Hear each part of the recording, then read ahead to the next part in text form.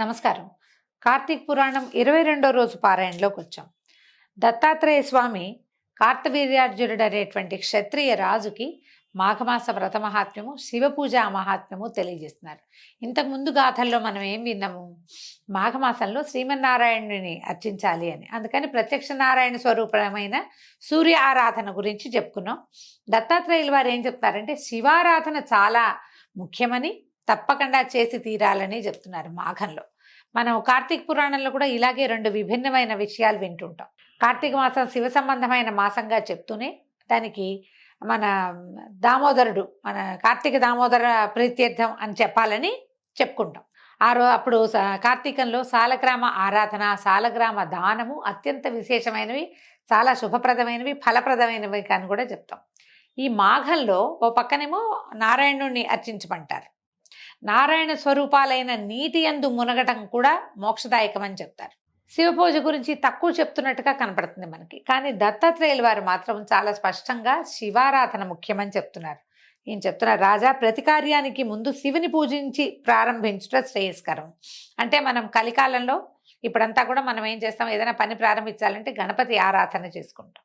శివారాధన ముఖ్యము అని చెప్తున్నారు. గణపతి ఆరాధన ఓం అని అన్నాక శివారాధన చేసిన తర్వాతే ఏ రాజైనా తన యుద్ధానికి కానీ, వేటకి కానీ, స్వయంవరానికి కానీ, రాజ్యాంగంలో ఏదైనా మార్పులు చేయటానికి కానీ మొదలు పెట్టేవారట. అట్లాగే మొదలు పెట్టాలని, శివారాధన తప్పకుండా చేసి తీరాలని చెప్తున్నారు.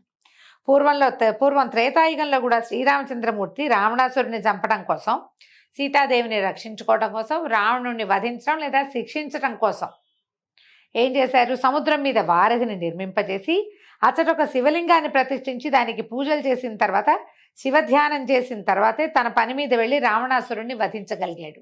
అయితే మనకి రామాయణం ప్రకారం ఈయన ఏదో ఆరాధన చేసేవాళ్ళు, కానీ రాముల వారు ఇలా కనపడదు. ముందే శివ పూజ చేసి వెళ్ళాడు అనేది మనకు తెలీదు. కానీ ఆరాధన మాత్రం తప్పకుండా చేసేవారు. సముద్రుణ్ణి అడిగి ప్రాయోపవేశం చేస్తానని చేసి అతని మీద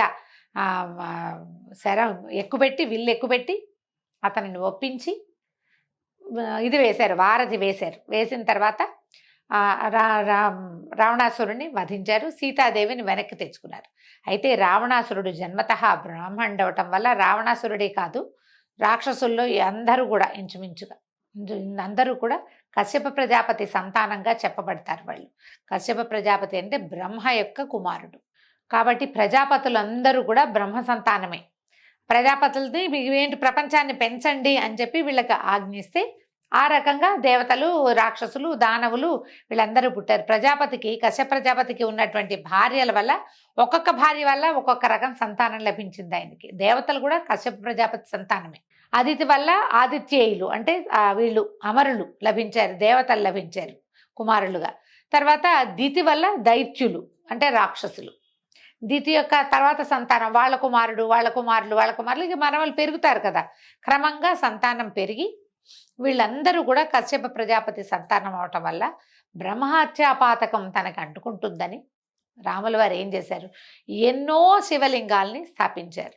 బ్రహ్మహత్యాపాతకాన్ని పోగొట్టుకోవాలంటే శివారాధన అత్యంత ముఖ్యమైనదిగా కార్తవీర్యార్జునుడికి దత్తాత్రేయుల వారు బోధిస్తున్నారు.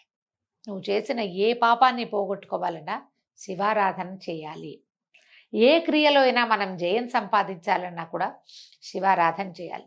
శివారాధనతో అటాచ్మెంట్ కలిగినటువంటి ఒక ప్రత్యేక ఆరాధన గంగా నదిలో స్నానము, శివార్చన, ఈ రెండు మోక్షప్రదాలు. మనకి చాలా చెప్పబడ్డాయండి మోక్షదాయకమైన విషయాలు. అందులో ఈ రెండు ఒక ప్రత్యేక కాంబినేషన్గా చెప్తారనమాట. దీనికి ఏం చెప్తున్నారు మనం చూడండి. మన శ్రీలంకకి దగ్గరలో ఉన్న రామేశ్వరంలో రామేశ్వరలింగం శ్రీరాముడు ప్రతిష్ఠ చేసింది. ఆంజనేయ స్వామిని పంపించి శివలింగాన్ని తేవడానికి పంపించారు. స్ఫటికలింగాన్ని తెచ్చాడు ఆయన వచ్చే లోపల ముహూర్తం మించిపోతుందని సీతాదేవి తయారు చేసిన సైకత లింగాన్ని అంటే ఇసుక లింగాన్నే రామేశ్వరంలో గర్భగృహంలో ప్రతిష్ఠ చేశారు శ్రీరాముల వారు. తర్వాత వచ్చిన ఆంజనేయ స్వామికి కష్టం కలగకుండా ఆయన తెచ్చిన శివలింగాన్ని కూడా ఇంకో చోట ప్రతిష్ఠ చేశారు. రెండు లింగాలు చూడాలి మనం. ఆంజనేయుల వారు తెచ్చింది చూడాలి, సీతాదేవి ప్రతిష్ఠ చేసింది చూడాలి. రెండు రాముల వారితోటే ప్రతిష్ఠ చేయబడ్డాయి. చాలా విశేషంగా కనబడుతుంది. ఇట్లా మనకి హైదరాబాద్ చుట్టుపక్కల ప్రాంతాల్లో కీసరగుట్టలో కూడా రాముల వారి ప్రతిష్ఠ చేసిన శివలింగం ఉందని చెప్తారు. ఈ రామేశ్వర లింగాలు ఎన్ని ఉన్నాయో భారతదేశం అంతా ఆయన తిరిగి వచ్చేటప్పుడు అయోధ్యకి చేరే లోపల చాలా చోట్ల శివలింగాలు ప్రతిష్ఠ చేశారు, ప్రత్యేకంగా చెప్పబడతాయన్నమాట. అయితే ఎందుకని బ్రహ్మహత్యా పాతకాన్ని పోగొట్టుకోవటం కోసం రాముల వారు ఈ పని చేశారనమాట. ద్వాపర యుగంలో కూడా అర్జునుడు పెద్ద యుద్ధ సమయాలప్పుడు శివుని పూజించిన తర్వాతే యుద్ధరంగానికి వెళ్ళేవాడు. పరమేశ్వరుని పూజించి పనులు ప్రారంభించి కృతకృత్యులైన వారు ఎందరో ఉన్నారు. అంటే క్షత్రియుడైనటువంటి ఈయనకి కార్తవీర్యార్జునుడికి చెప్తున్నారు దత్తాత్రేయుల వారు, నువ్వు ఏ పని చేయబోయినా ముందు శివారాధన ముఖ్యంగా చెయ్యి, దానివల్లే నీ పనులు సానుకూలం అవుతాయని. స్త్రీలెందరో కూడా తమ శివ పూజలు చేసి తమ కోరికల్ని నెరవేర్చుకున్నారు. కావున పూజల యందు శివ పూజ అత్యంత శ్రేష్టమైనది, నదుల యందు గంగా నది అత్యంత శ్రేష్టమైనది. గంగాజలం సర్వపాపహరం. గంగా నదిలో స్నానం చేయటం వల్ల సర్వ పాపముల నుండి విముక్తులవటమే కాకుండా ఆయురారోగ్యాది ఐశ్వర్యాలు కూడా ప్రసాదిస్తుంది. గంగ ఆయుష్ని ఆరోగ్యాన్ని ప్రసాదిస్తుంది. గంగా నది శివుడి శిరస్సు మీద నుంచి తొలుత పడింది ఎక్కడండి? హిమాలయాల్లో. హిమాలయాలంతా కూడా ఔషధులే, అన్ని ఔషధాలే. అలా ఔషధీ గుణాలున్న ప్రాంతాల్లోంచి ప్రవహించి రావటం వల్ల గంగా నదికి సహజంగానే ఒక ఔషధ గుణం ఏర్పడింది. భూమి మీదకి వచ్చేసరికి ఆమె ఎక్కడ పుట్టింది? అసలు తొలి పుట్టింది ఎక్కడ? విష్ణుపాద సంభవ. ఆవిడ విష్ణువు యొక్క పాదం నుంచి పుట్టింది. దానివల్ల ప్రత్యేకత వచ్చింది. ఆ తర్వాత భూమి మీద ఆమె ప్రవహించే ప్రాంతాలన్నీ కూడా విపరీతంగా ఔషధులు నిండి ఉండటం వల్ల గంగాజలం అత్యంత పవిత్రమండి. ఎలాంటి పరిస్థితులైనా గంగా జలం చల్లుకుంటే పవిత్రం అయిపోతుంది. ఇక మడి మైలా లేదు గంగకి, అంత ప్రత్యేకమైంది. ఒకటి విష్ణువు యందు జన్మించటము, రెండోది శివుని మీద నుంచి ప్రవహించటము. ఈ రెండు దాంతోపాటు హిమాలయాల్లో ప్రవహించి మనకు అందటం వల్ల ఔషధ గుణాలు కూడా వచ్చినాయి. పవిత్ర గుణమే కాకుండా ఔషధ గుణం కూడా వచ్చింది. కాబట్టి ఆయుష్ ఆరోగ్యము రెండు పెంపొందుతాయి గంగానది స్నానం వల్ల. గంగాజలం సర్వరోగ నివారిణి. పవిత్ర గంగానదిలో స్నానం చేస్తే మోక్ష సిద్ధి కలుగుతుంది. శివుని శిరస్సు మీద ఉండి క్షణక్షణము పరమేశ్వరునినే ప్రక్షాళన గావించేటువంటి గంగాజలము అల్పులని ఆదుకొని వారిని సర్వపాప విముక్తుల్ని చేస్తుంది. మనలాంటి వాళ్ళకి గంగే మోక్షకారకం. ఆరోగ్య రీత్యా కూడా శాస్త్రపరంగా ఇది నిర్ధారించబడింది. ఏ నీళ్ళనైనా సరే గంగా గంగా గంగా అని 3 సార్లు అనుకుని శిరస్సు మీద చల్లుకుంటే ఆ నీరు కూడా గంగా జలంతో సమానం అవుతుంది. మనం ఇది కార్తీక పురాణం కాలంలో చెప్పుకుంటాం. మనం ఇంట్లోనే స్నానం చేస్తాం. ఏ నదికి వాపికూప తటాకాదులకి వెళ్ళలేకపోతాం. ప్రాతకాల స్నానం చేయాలి. ఏం చేస్తాము? ఆ బకెట్లో చేసి బకెట్ మీద చేపెట్టుకుని హరగంగే అనుకోవటం. గంగే చేయమనే చేయవ గోదావరి సరస్వతి నర్మదే సింధు కావేరి జలేస్మిన్ సన్నిధిం కురు అని చెప్తాం. నా గంగాచ యమునా చైవ గోదావరి సరస్వతి 4 నదులు వచ్చినాయి కదా. అక్కడి నుంచి గోదావరి సరస్వతి నర్మదే సింధు కావేరి 4 7 3 7 నదులని ఇక్కడ మనం పొందుతున్నాము అని ఒక మంత్రం చెప్పుకొని ఆ శ్లోకం స్మరించుకొని నీళ్ళు తీసుకుని హరగంగే అని నెత్తి మీద పోసుకోమని చెప్తాం. 3 సార్లు అనుకోండి. హరగంగే హరగంగే హరగంగే అనుకుంటే మన నీళ్ళల్లోకి గంగా ప్రవేశం జరిగిపోతుంది. మనకి ఇలాంటి వెసులుబాట్లు ఉన్నాయండి.